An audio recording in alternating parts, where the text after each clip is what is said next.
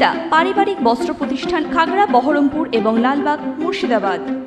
কংগ্রেসের প্রার্থী অধীর রঞ্জন চৌধুরীর দেওয়াল লিখন মুছে সেখানে তৃণমূল প্রার্থীর নাম লেখা হয়েছে বলে অভিযোগ। বহরমপুর লোকসভার নওদা থানার নওদা এলাকায় কংগ্রেসের প্রার্থী অধীর রঞ্জন চৌধুরীর প্রচারের দেওয়াল মুছে তৃণমূল প্রার্থী ক্রিকেটার ইউসুফ পাঠানের নাম লেখা ঘিরে চাঞ্চল্য ছড়ায়। অভিযোগের আঙুল তৃণমূল কংগ্রেসের দিকে।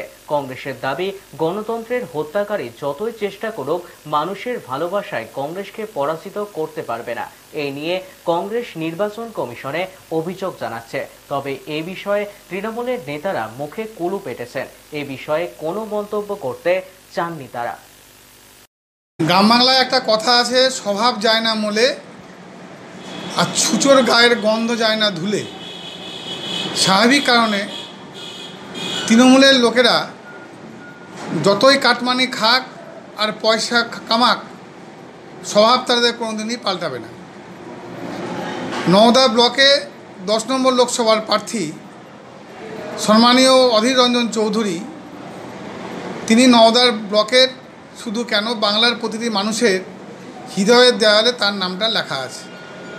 স্বাভাবিক কারণে নির্বাচনে প্রথাগতভাবে সেখানে আমাদের দলীয় কর্মীরা সেখানে তার নামে দেয়াল লিখন করে। কয়েকদিন যাওয়ার পর হঠাৎ করে আমরা দেখলাম গতকাল থেকে নওদা ব্লকে তার নামের দেওয়ালগুলোকে মুছছে তৃণমূলের প্রার্থীরা।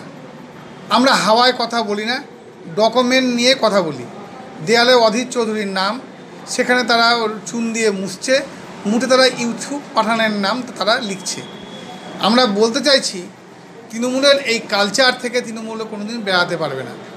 তাই আমি আবারও বলছি, স্বভাব যায় না মলে, ছুঁচোর গায়ের গন্ধ যায় না ধুলে। আপনি সার্ফ সোডা দিয়ে যতই ছুঁচোকে পরিষ্কার করুন, ছুঁচোর গায়ে কোনোদিন গন্ধ যাবে না। তাই তৃণমূল নামক ছুঁচো যাদের স্বভাব চরিত্র কোনোটাই পাল্টাবে না, কারণ তাদের উপর থেকে নিচ পর্যন্ত একই ছকে তারা তৈরি। ইউসুফ পাঠানকে জাতীয় দলের যে ক্রিকেটার, তার সব কিছুকে সম্মানহানি করছে তিনি যে দলের প্রার্থী হয়েছেন সেই দলের নেতাকর্মীরা। তিনি খুব ভালো করে জানেন। তিনি গতবার নরেন্দ্র মোদীর প্রচারক ছিলেন, এবার তিনি দিদির প্রচারক হয়েছেন এবং ভোটে লড়েছেন।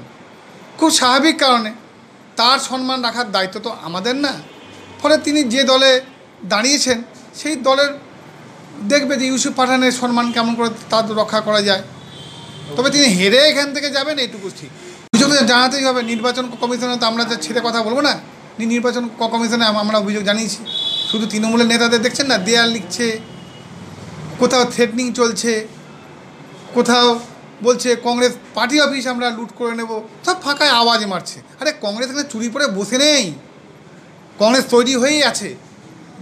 নির্বাচনে রাজনৈতিকভাবে যেই হোক তাকে মোকাবিলা করার জন্য কংগ্রেস তৈরি মুর্শিদাবাদ জেলায়। ইস্টার্ন আউটফিট, ফ্যান্সি চুড়িদার, শাড়িতে রকমারি রঙের সমাহার, ফ্যাশনে এসেছে আজ নতুন সুনিতা তোমার